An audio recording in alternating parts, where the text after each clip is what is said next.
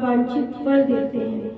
जो योगी हैं और योग शक्ति की खोज में रहते हैं उन्हें योग शक्ति प्रदान करते हैं। दूसरे शब्दों में प्रत्येक व्यक्ति की सफलता श्री भगवान की कृपा पर आश्रित रहती है और समस्त प्रकार की आध्यात्मिक विधियां एक ही पथ में सफलता की विभिन्न कोटियां हैं। अतः जब तक कोई कृष्ण भावनामृत की सर्वोच्च सिद्धि तक नहीं पहुंच जाता तब तक सारे प्रयास अपूर्ण रहते हैं। जैसा कि श्रीमद् भागवतम में भी कहा गया है, मनुष्य चाहे निष्काम हो या फल का इच्छुक हो या मुक्ति का इच्छुक हो, क्यों ना हो, उसे पूरे सामर्थ्य से श्री भगवान की सेवा करनी ही चाहिए, जिससे उसे पूर्ण सिद्धि प्राप्त हो सके, जिसका पर्यवसान कृष्ण भावनामृत में होता है। तो अगर हम थोड़े से शब्दों में कुछ कहें तो भगवान इसमें क्या कह रहे हैं कि हम सब लोग जैसे हैं, बहुत से हम निराश रहते हैं। आज हम कोल्हू के बैल की तरह समझो काम कर रहे हैं, दिन रात हम लगे हैं, लेकिन संतुष्टि नहीं है। क्यों? क्योंकि हमने भगवान को अभी तक केंद्र नहीं माना है। तो भगवान इसमें कह रहे हैं हमें कि जिस भाव से मेरा भक्त मुझे बचता है मैं उसे प्राप्त उसी भाव से होता हूँ। तो कह रहे सारे लोग मेरी शरण ग्रहण कर लो।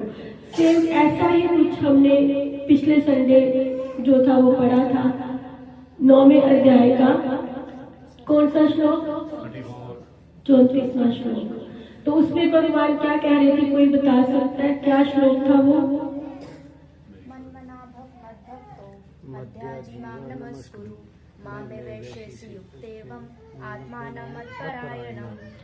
तो बिल्कुल, तो उसमें भी भगवान यही कह रहे थे, मेरे भक्त बनो, मुझे नमस्कार करो, मेरी शरण ग्रहण करो। तो हम किस भाव से भगवान के पास आते हैं? किस भाव से? क्या हम झूठा नौटंकी में आते हैं? तो वैसा ही फल प्राप्त होगा फिर हमें। जिस भाव से भगवान को हम भजेंगे वैसे ही भगवान हमें फिर फल प्रदान करेंगे, जैसी हमारी पात्रता होगी। तो इस श्लोक में 4 भावों का वर्णन किया गया। एक दास्य भाव, फिर साख्य भाव, फिर जो था पुत्र का भाव, वात्सल्य भाव, और फिर उसके बाद प्रेमी का भाव। दास्य भाव किसका था? हनुमान जी का। हनुमान जी श्री राम की दास्य रूप में सेवा करते थे। दास का क्या है? जब पुकारा उसी समय हाजिर हो गए। तो श्री राम आंखें बंद करके अकेले बैठ के भी बोलते थे हनुमान, तो हनुमान हाजिर हो जाते थे। तो सखा भाव किसका था? अर्जुन का। अर्जुन मित्र सखा के रूप में भगवान से सारी बातें अपनी शेयर जो थे वो करते रहे। और वात्सल्य भाव किसका? माँ यशोदा का।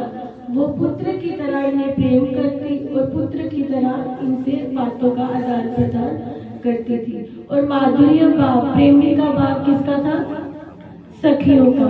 तो ये 4 भाव इस श्लोक के माध्यम से हमने सीखे, हमने जाने। तो अगली बार हम आपसे ये सुनेंगे। तो बाकी अगर किसी ने कुछ भी पूछना हो इस श्लोक के ऊपर तो कक्षा में पूछ सकते हैं। समय के कारण हम यहाँ पर इतना ही कहेंगे।